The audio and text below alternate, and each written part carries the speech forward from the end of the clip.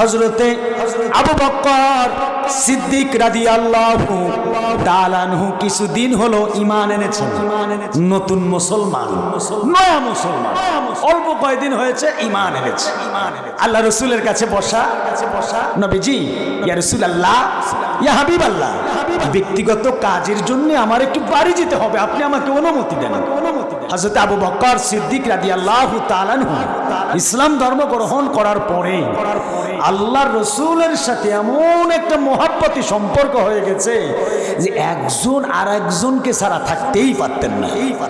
আল্লাহ রাসূল অনুমতি দিলেন, কিন্তু বললেন আবু বকর তাড়াতাড়ি কাজ শেষ করে আবার ফিরে আসবেন। হযরত আবু বকর সিদ্দিক রাদিয়াল্লাহু তাআলা আনহু রওনা হয়েছেন। পাহাড়ি এলাকা দিয়ে যাচ্ছিলেন, তাফসিরে এসেছে। তো ওই পাহাড়ি এলাকা রাস্তার পাশে কিছু যুবক বসা ছিল। এবার ওই যুবকরা একসাথে চলাফেরা, যুবকদের সাথে আবু বকরের আগে। এখন ওই যুবকরা নিজেদের ভিতরে নিজেরা কথা বলছে জোরে জোরে, আবু বকর রাদিয়াল্লাহু তাআলা আনহুকে শোনায়। নিজেরা বলছে, এই একজন আরেকজনকে বলছে, তোমরা কি লক্ষ্য করেছো আমাদের মতন একজন যুবক মুহাম্মদ পাগলের কথা শুনে ইসলাম ধর্ম গ্রহণ করে ক্ষতিগ্রস্ত হয়েছে। আরো জোরে বলেন। তাফসীর শানে নজুল কেন নাজিল হলো বুঝলে আলোচনা খুব মজা লাগে। আরেকজন বলছে, হ্যাঁ আমিও লক্ষ্য করেছি আমাদের মতন একজন যুবক মুহাম্মদ পাগলের জাদুতে পড়ে সে কালেমা পড়ে মুসলমান হয়ে তার ধন সম্পদ সব আল্লাহর রাস্তায় দিয়া সে ক্ষতিগ্রস্ত হয়েছে। এই ধরনের কথা যখন হযরত আবু বকর সিদ্দিক শুনলেন, মনের ভিতরে প্রশ্ন জেগে গেল, আসলেই কি আমি কালেমা পড়ে ধ্বংস হলাম? না, আমি বাড়িতে আগে যাব না। সিদ্ধান্ত চেঞ্জ করলেন। আবার তিনি আল্লাহর রাসূলের দরবারের দিকে রওনা হয়ে গেলেন। তাফসীরের ভিতরে এসেছে হযরতে আবু বকর সিদ্দিক রাদিয়াল্লাহু তাআলা আনহু যখন আল্লাহর রাসূলের কাছাকাছি গেলেন, আল্লাহর রাসূলকে গিয়ে জিজ্ঞাসা করবেন, কিন্তু লক্ষ্য করে দেখলেন নবীজি শরীরের মধ্যে কম্পন শুরু হয়ে গেছে। আমার রাসূলের কপালটা ঘেমে গেছে। ওহির পদ্ধতি হলো 60টি, তার ভিতরে একটা পদ্ধতি হলো নবী রাসূলদের উপরে যখন আল্লাহ পাকের কোরআনের ওহী নাজিল হতো, পয়গম্বরদের শরীরের মধ্যে কম্পন শুরু হতো। আমার রাসূলের শরীরে কম্পন শুরু হয়ে গেছে। আবু বকর সিদ্দিক রাদিয়াল্লাহু তাআলা বুঝে গেছে রাহমাতাল লিল আলামিনের উপরে আল্লাহর কোরআনের আয়াত নাজিল হবে। হযরত আবু বকর দেখে আমার নবী কাঁপতে কাঁপতে জমিনের দিকে পড়ে যাচ্ছে। আবু বকর সিদ্দিক আল্লাহর রাসূলকে ধরলেন, নিজের পায়ের উরুর উপরে শোয়াই দিলেন। এ আমার বাজান, এ আমার ফকিরহাট মৌবুকের আমার ইসলামী সংগঠনের ভাইরা, এ আমার বাবাজিরা, একটু বলুন তো, এই যে আবু বকরের মনের ভিতরে যেই প্রশ্ন, এই মনের খবর জানে কে? আল্লাহর রাসূল কিন্তু মনের খবর জানতেন না। মনের খবর জানেন কে? আল্লাহ কোরআনে বলেন, ওয়া ইয়ালামু খাইনাতাল আ'য়ুনি ওয়া মা তুখফি সুদূর।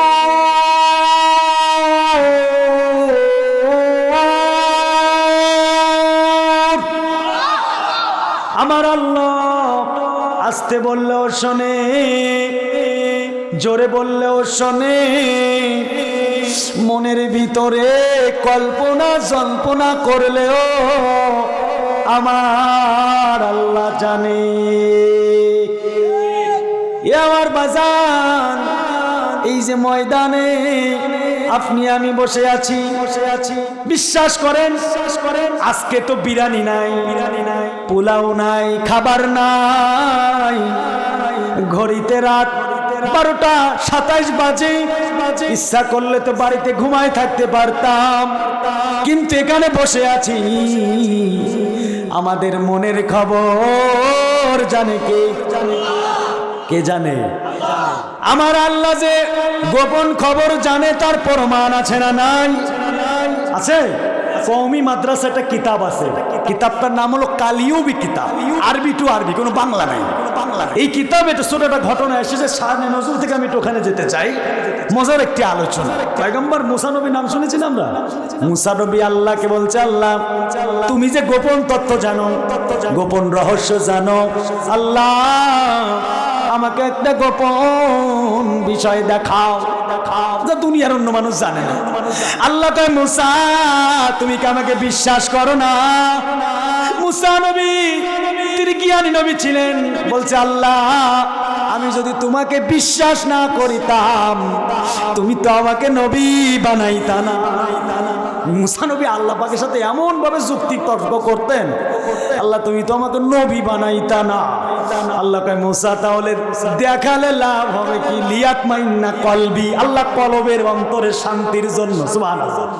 আর মুসা নবী যে আল্লাহর সাথে কথা বলতেন, তার প্রমাণ আল্লাহ কোরআনে বলেছেন, ওয়া কাল্লামাল্লাহু মুসা তাকলিমা। চিৎকার মেরে বলেন নারাই তাকবীর। আল্লাহ বলেন, মুসা তুমি তোমার বাড়িতে যাবা, তোমার বাড়ি যেই পুকুর আছে ওই পুকুরের ভিতরে তুমি যে গোসল করো, ওই পুকুরের তলদেশে নামবা, দেখবে একটা বড় পাথর আছে, ওই পাথরটা উঠাবা আর ওই পাথরের সাথে কথা বলবা, আমি আল্লাহর গোপন রহস্য তুমি পেয়ে যাবা। কি উঠাতে বলছে আল্লাহ? পাথর। পয়গম্বর নবী বাড়িতে গেলেন, আমি সংক্ষেপে বলছি। বাড়িতে যাওয়ার পরে পুকুরে নামলেন, পাথরখানা উঠালেন। এবার পয়গম্বর মুসা পাথরখানার সামনে রাখলেন, সালাম দিতে শুরু করলেন, আসসালামু আলাইকুম ইয়া আইয়ুহাল হাজার। হাজার মানে পাথর, হাজার মানে পাথর। আসসালামু আলাইকুম ইয়া আইয়ুহাল হাজার। অপেক্ষায় আছে দেখি কোনো আওয়াজ আসে কিনা।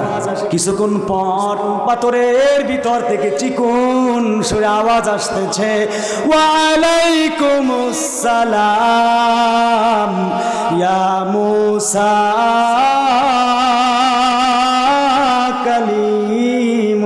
কালিমুল্লাহ। অবাক হয়ে যায়, পাথরের মধ্য থেকে কে আওয়াজ দিল রে? পাথরের ভিতর থেকে কে সালামের জবাব দেয়? পয়গম্বর নবী প্রশ্ন করে, মান আনতা, তুমি কে? পাথরের ভিতর থেকে জবাব দিল, আনা নামলাতুন ফাকাত, আমি শুধুমাত্র কেবলমাত্র একটি পিপিলিকা। আল্লাহু আকবার করেন। পাথরের ভিতরে কি? এ যুবক ভাই, কি? পিঁপড়া। মুসা নবী অবাক হয়ে গেল, প্রথম নাম্বার পাথর, এরপরে তার ভিতরে আবার পিঁপড়া। প্রশ্ন শুরু। মুসা আলাইহিস সালাতু ওয়াস সালাম বলেন, মাতা তাকুলু ফিল হাজার ইয়া নামলা, ও পিঁপড়া তুমি এই পাথরের ভিতরে কি খাওয়া দাওয়া করো? পিঁপড়া বলছে, আকুলু ফিল হাজারিল উসবাল আখদরি সালাসা। সালাসা মানে কত? 3।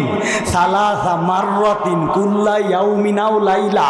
আল্লাহ পাক রব্বুল আলামিন এই পাথরের ভিতরে সালাসা 3 বেলা 3টা দুব্বা ঘাসের ব্যবস্থা আমার আল্লাহ করে দেয়। এরপরে নবী পয়গম্বর মুসা অবাক হয়ে গেল, মাদা তাইশু ফিল হাজার ইয়া নামলা, ও পিঁপড়া তুমি পাথরের ভিতরে কত বছর আছো? পিঁপড়া বলে, আইশু ফিল হাজার খামসা মিয়াতিন আও বাদআম, এই পাথরের ভিতরে আল্লাহ পাক রব্বুল আলামিন আমাকে 500 বছর বাঁচায় রেখেছে। নারায়ে তাকবীর। ওই আল্লাহ এখনো আছে না নাই? তাহলে আমাদেরকে এখানে বসার তৌফিক দান করেছেন কে?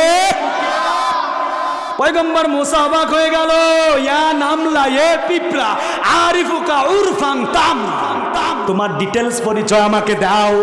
পিঁপড়া বলল, সুবহানাকা মান তারানি ওয়া তারফাউ মাকানি ওয়া তাসমাউ কালামি ওয়া তারযুকুনি মা ফি কলবি হাজার।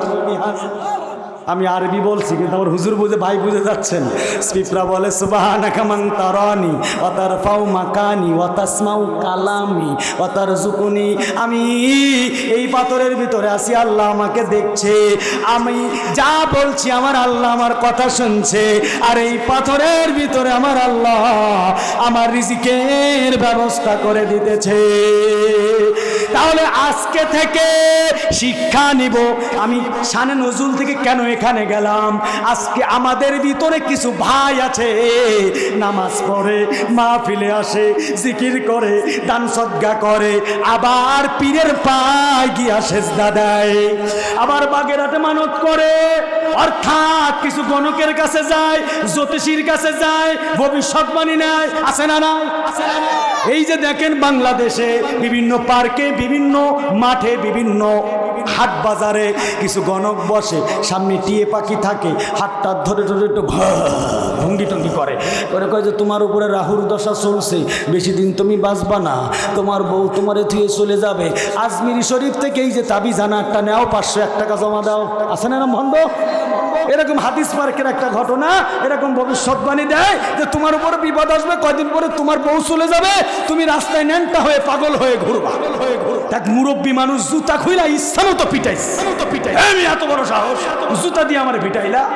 বলছে তুমি এই যে যুবকের ভবিষ্যৎবাণী দিতেছো, 16 দিন পরে, 1 মাস পরে ওর উপরে বিপদ আসবে, বউ চলে যাবে, আর 1 মিনিট পরে তোরে যে আমি জুতা দিয়ে পিটাবো, তোর নিজের ভবিষ্যৎবাণী নিজে জানোস না, নিজের ভবিষ্যৎবাণী নিজে জানো না, আরেকজনের ভবিষ্যৎবাণী দাস, তার মানে তুই ভণ্ড। মনের খবর একমাত্র জানে কে?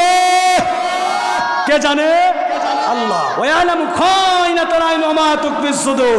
আবু বকর সিদ্দিক নবীজিকে কোলে নিয়া, নবীজির শরীর তো কাঁপছে, কপালটা ঘামতেছে, আবু বকর আল্লাহকে ডাক দিয়েছে, আল্লাহ আপনি তো আপনার বন্ধুর উপরে কোরআনের আয়াত নাজিল করবেন, এমন একটা আয়াতে কারিমা নাজিল করে দেন যে আয়াতের দ্বারা আমার দিলের প্রশ্নের জবাব আমি পেয়ে যাই।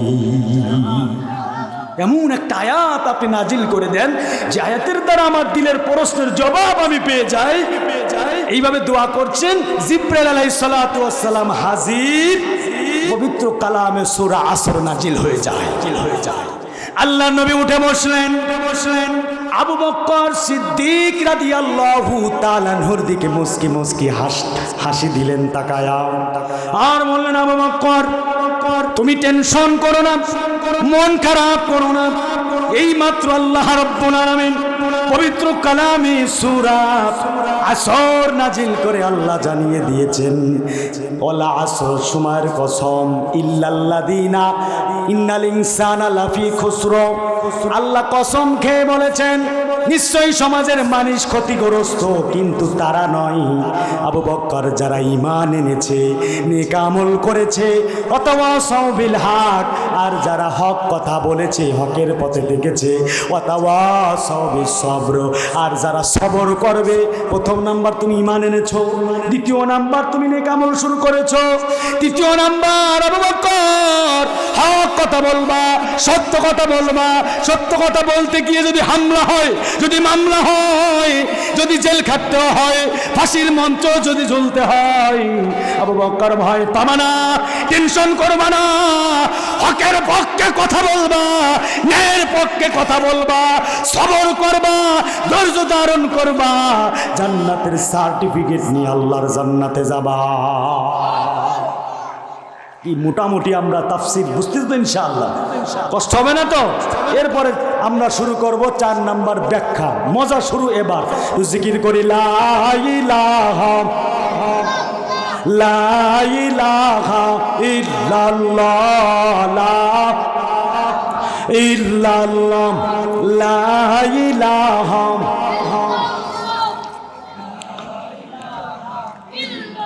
দিন থাকিতে বান্ধ বেলাম, কাজে লাগবে সন্ধ্যা বেলাম,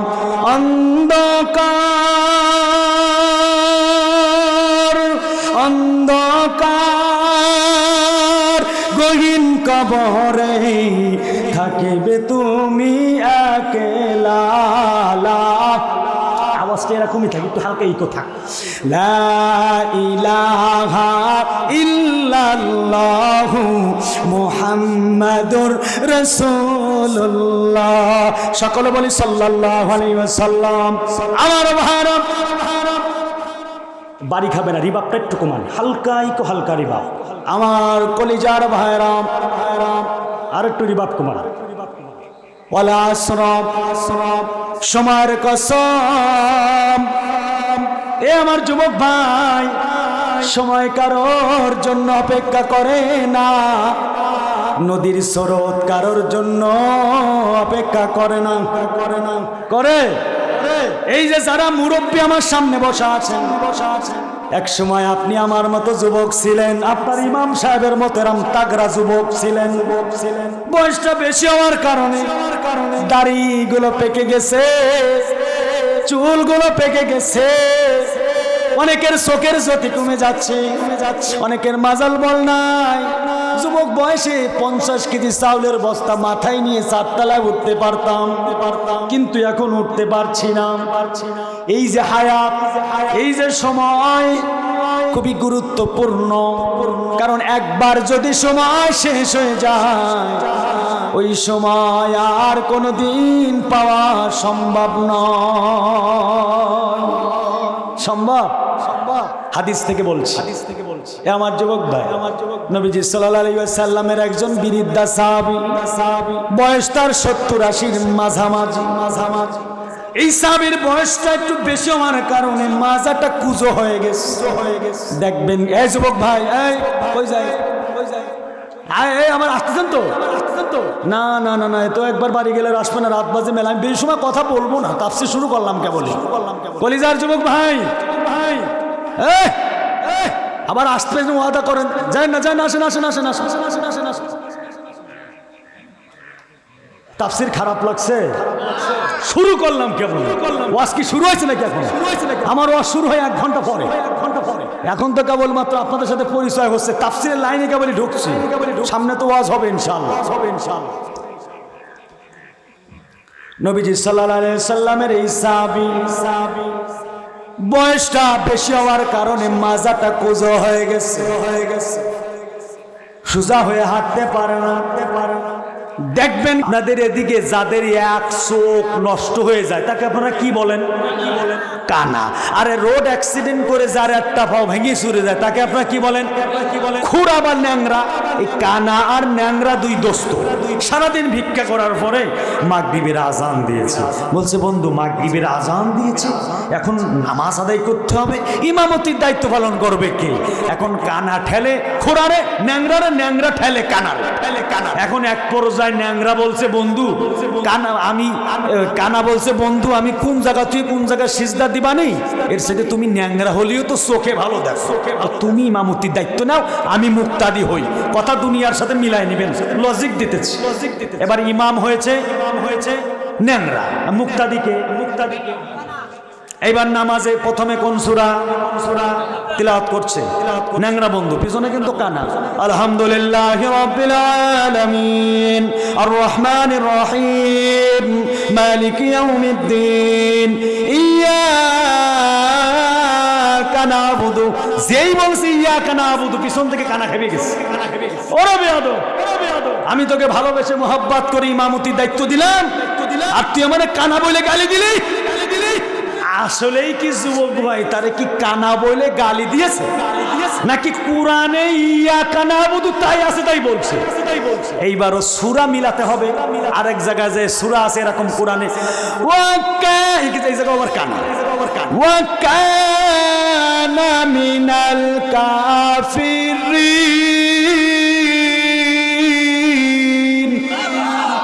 এইবার পিছন থেকে বলছে ওরে শয়তান, প্রথমে বললি আমারে কানা, এখন বললি আবার কাফের, তোরে আর ক্ষমা করা যাবে না। আমার বাংলাদেশে এরকম কিছু আছে না ভাই?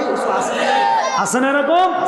এবারও পিছন থেকে বলছে আমিও ভারী, এবারও নিজে নিজে আয়াত বানাচ্ছে ওয়া কানা লাংরা মিনাজ জালিমিন। এই আছে নাকি কোরআনে? আমি বলতে চাই আমার ভাইরা, কানা মার্কা মুসলমান হলে চলবে না, মুসলমান হতে হবে হযরতে আবু বকরের মতো, হযরতে উমর ফারুক রাদিয়াল্লাহু তাআলা আনহুর মতো। এজন্য আজকে আলোচনা হবে একটু তিতাওয়া। শুনতে রাজি আছেন আপনারা? আসুন, আর ভূমিকা নয়, আমি আমার আলোচনার সূচনা লগ্নে জ্ঞান বিজ্ঞান দর্শন সাহিত্য অমর রত্ন ভান্ডার মহাগ্রন্থ আল কুরআনুল কারীমের ছোট একটি সূরা, আমাদের সকলের পরিচিত সূরা সূরাতুল আসর তেলাওয়াত করেছি। বর্তমান সময়ে এই সূরাটির আলোচনা যুগোপযোগীভাবে আমাদের খুবই প্রয়োজন।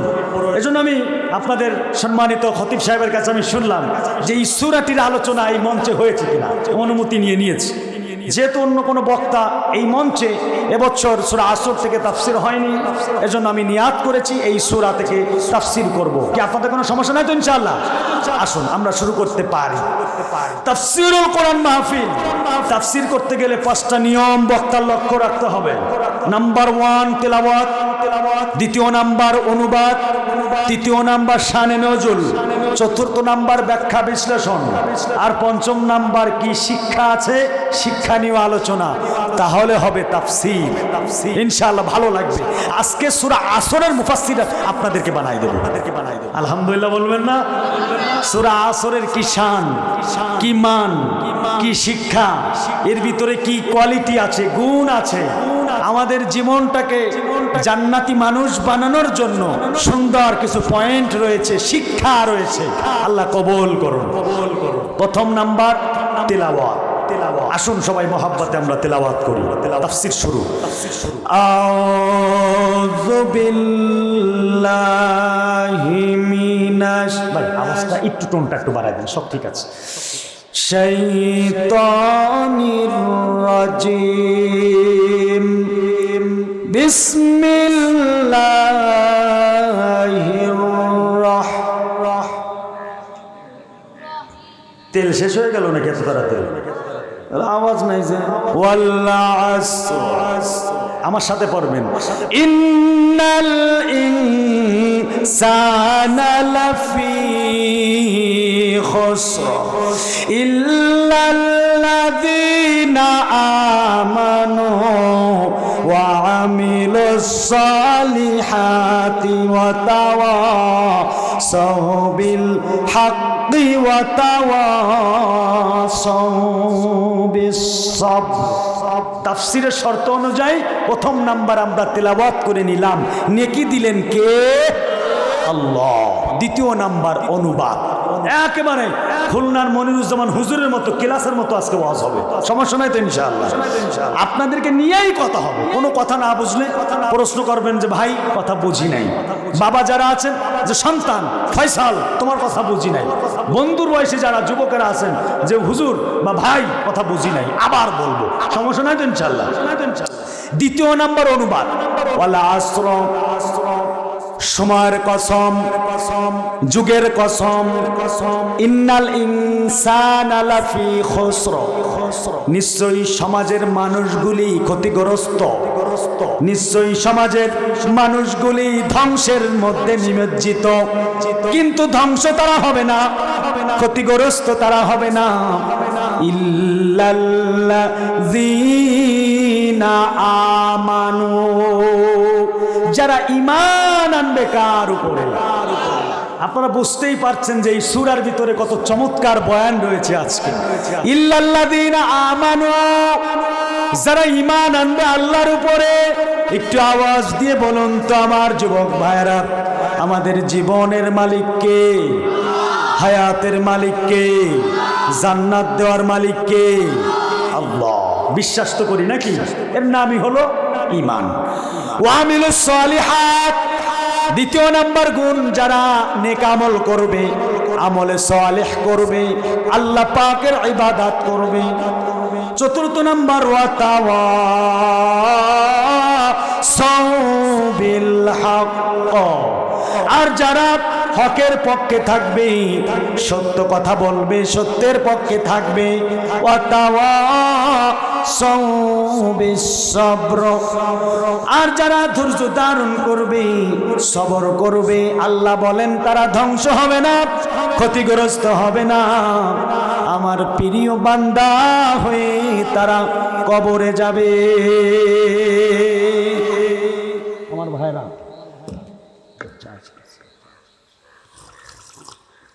সূরা আসরের